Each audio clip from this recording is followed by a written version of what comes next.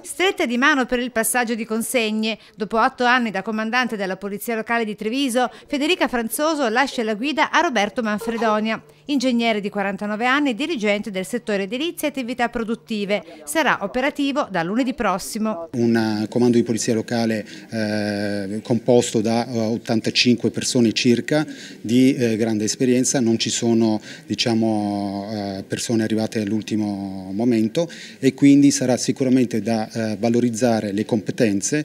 Federica Franzoso che lascia ripercorrendo i momenti più salienti da comandante. Indubbiamente grossi eventi, incidenti rilevanti come è stato quello della De Longhi mettono tutti alla prova con le proprie competenze e la propria professionalità e sicuramente quello è stato un momento importante. Dalla prossima settimana si occuperà del sociale e della scuola. Mi piacciono le sfide e mi piace rinnovarmi continuamente perché è un modo di crescita continua e quindi anche se volete per sentirsi sempre giovani e quindi è sicuramente un'ulteriore rinascita e spero che ce ne saranno anche altre nel prossimo futuro.